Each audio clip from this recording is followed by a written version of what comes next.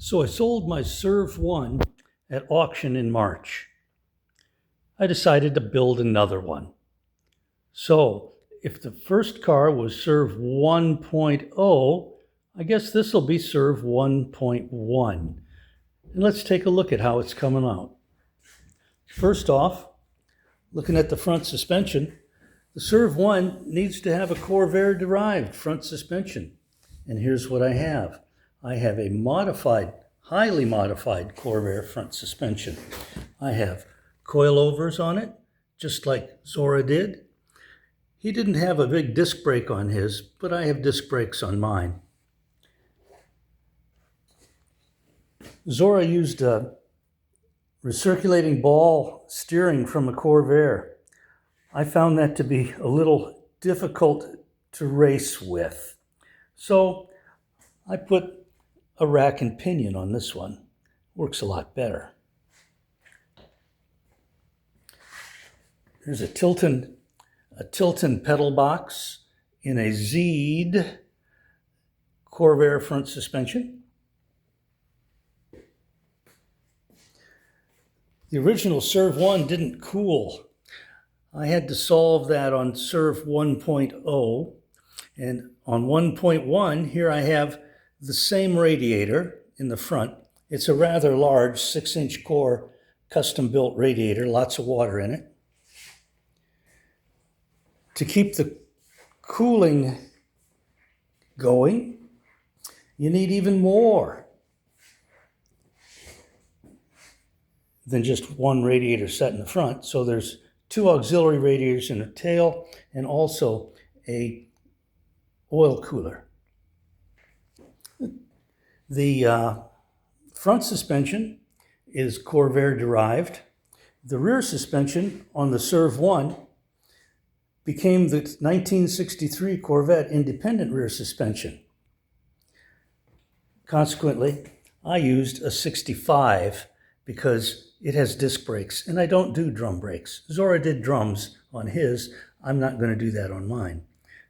Coilovers, just like Zora put on the CERV-1.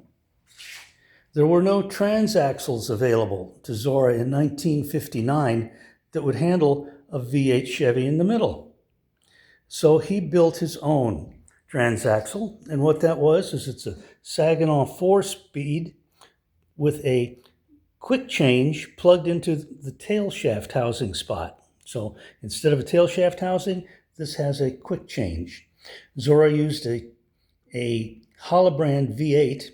I use a Winters Champ. This is much, much, much stronger. As in Zora's, it has a small block Chevy in the middle. My chassis is laid out just like the original CERV-1. However, I have tubing which is much larger. The tubing that Zora used was about the size of your pinky.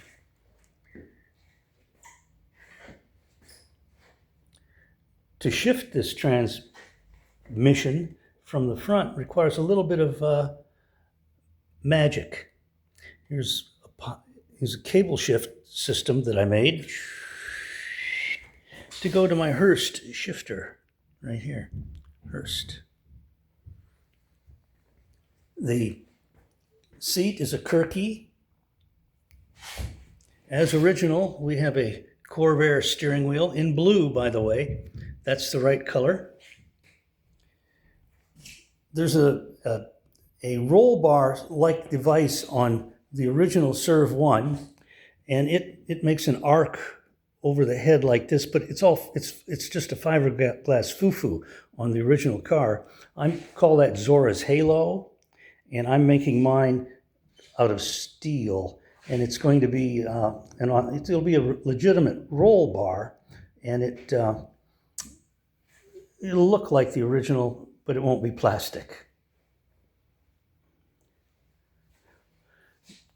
Tilton reservoirs, electric fans, a nicely constructed frame that was all CNC cut on a CNC laser machine, and this is taken together rather nicely. It's a roller. Let's make it roll. There we are, we're rolling. It rolls on some rather nice Michelin tires that I bought for it. The wheels are the right style. However, these are 17s. Zora had 15s in the front and 16s in the rear. I have 17s front and rear. Let's see what else we got here. We've got a nice little battery. And as you can see, there are no fuel tanks yet, and there's much work to be done. However, I've come quite far since March, and I'm kind of happy with it. Yeah, I look to have it running next summer. See you then. Bye.